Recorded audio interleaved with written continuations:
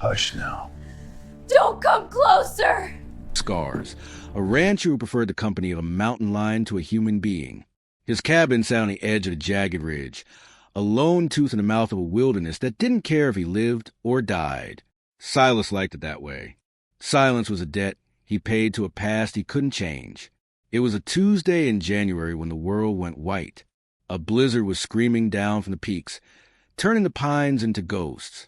Silas was stoking the great stone hearth, the only thing keeping the frost from claiming his bones. When he heard it, it wasn't the wind.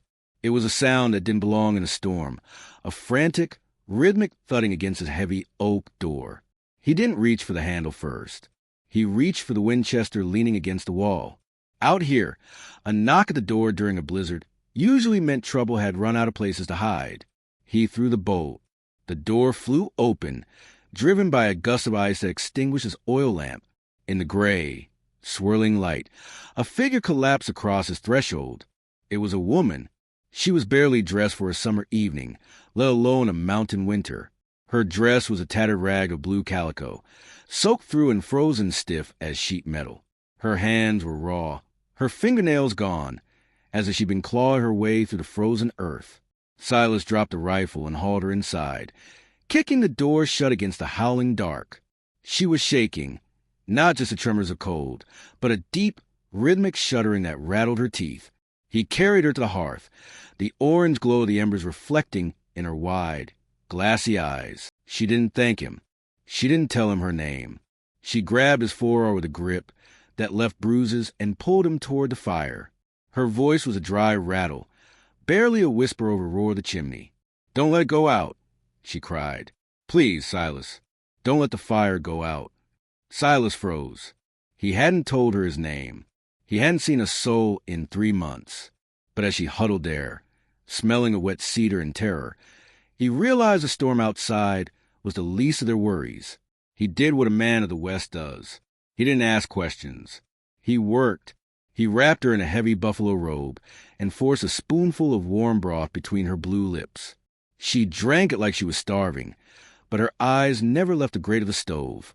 Every time the flames flickered, every time a log settled with a pop, she flinched so hard she nearly fell off the hearth. "You're safe now," Silas said, his own voice sounding like gravel after weeks of disuse. "The storm won't break that door." She looked at him then.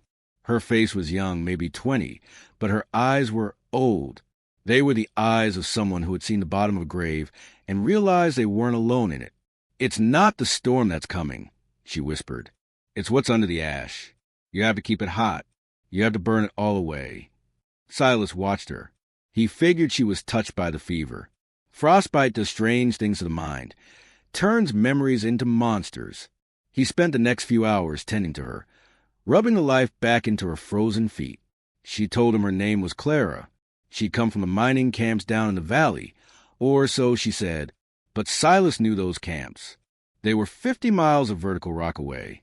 No woman, no matter how desperate, makes that trek in a calico dress during a January gale.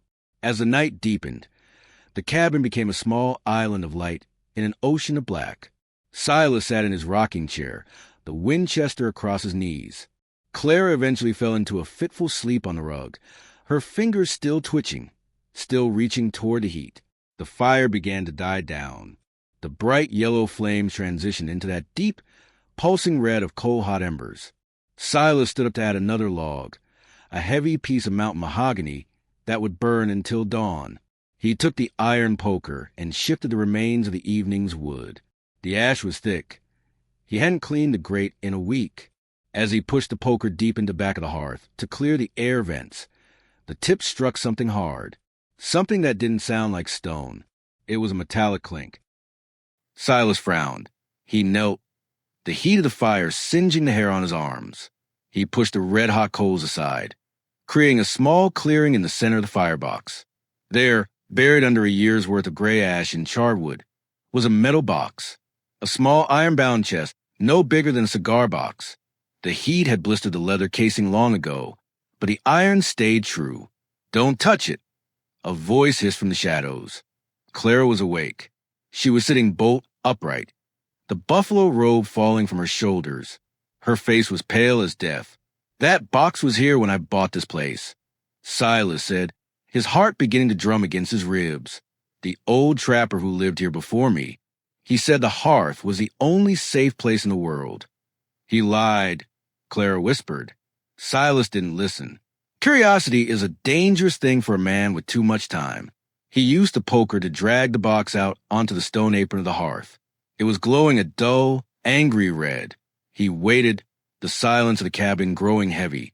The only sound the ticking of the cooling metal.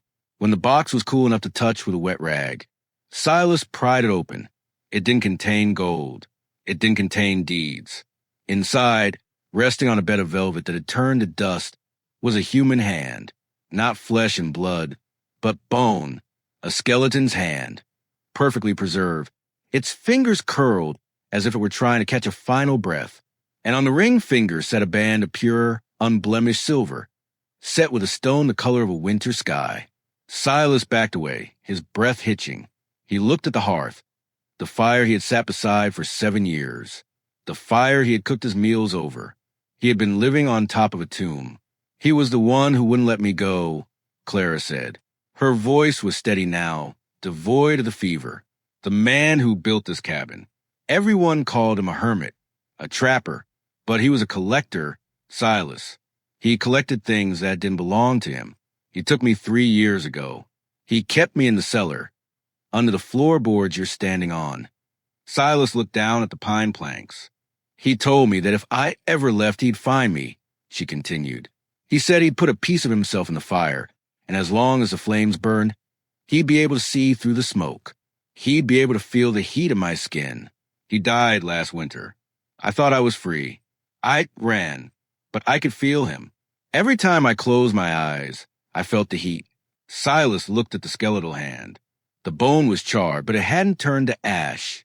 Mountain mahogany burns hot enough to melt lead, but these bones had endured. "I came back to end it," Clara said, stepping toward the box. "I thought if I could get back here, if I could bury him for real, the heat would stop." Suddenly, the horse in the lean-to outside began to whine. It wasn't the sound of a horse cold. It was the sound of a horse that smelled a predator. Silas stood up, grabbing his rifle. "Someone's out there." "Not someone," Clara whispered, looking at the box. "The smoke. He's calling them." Pause for a second. If you're sitting there wondering how a man survives 7 years over a secret like that, you're not alone.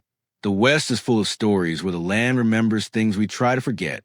If this story is chilling your blood or making you look at your own fireplace a little differently, do me a favor. Hit that like button and subscribe. It helps us keep these old tales alive. And tell me in the comments, what time is it where you're listening from? Is the wind howling at your door, or is it a quiet night?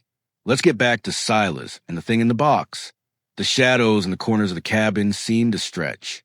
The fire, despite the fresh log Silas had thrown on, began to die. It didn't flicker out. It was as if the oxygen was being sucked out of the room. Outside, a heavy footfall crunched on the frozen porch. Thump, thump, thump. Silas raised a Winchester. "State your name or I start shooting." No answer. Only the sound of the door handle rattling. It was a slow, deliberate movement. "It's his brothers," Clara whispered, huddling behind Silas. "They're not trappers.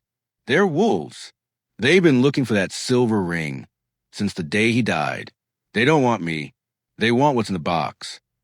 The door didn't burst open. It was kicked. The heavy hinges screamed as it was splintered. 3 men stepped into the dim light of the dying fire. They were giants, bearded and caked in filth, smelling of raw hide and rot. The leader, a man with a jagged scar across his throat, looked at the box on the hearth, then at Silas. "Give us the bone, old man," the leader rasped, "and we might let you die in the cold instead of in the fire." Silas didn't blink. The man with the scar smirked. He reached for a heavy Colt at his hip. Silas was faster. The cabin exploded with the roar of the rifle. The lead man was thrown backward into snow, a dark bloom opening on his chest. The other 2 dived for cover behind Silas's heavy dining table. Gunfire shattered the quiet of the mountain. Glass sprayed from the windows. Silas dropped to one knee. working the lever of the Winchester with a blurred speed born of muscle memory. Clara didn't scream. She didn't hide. She grabbed the iron poker from the hearth. One of the men lunged over the table. A Bowie knife glinting in the firelight. Silas swung the barrel of the rifle, catching the man in the jaw, but the third man was already circling around the shadows. The fire! Clara shouted. Silas turned just as the third intruder kicked a bucket of wash water onto the hearth. The room went into near total darkness. A thick, acrid cloud of steam and ash billowed out, stinging Silas's eyes. In the sudden blackness, he felt a cold hand brush against his throat. Not the hand of a man. It felt like dry wood, like bone. He fired blindly. A grunt of pain followed. Silas! The logs! Clara's voice was distant, muffled by the steam. Silas lunged for wood box.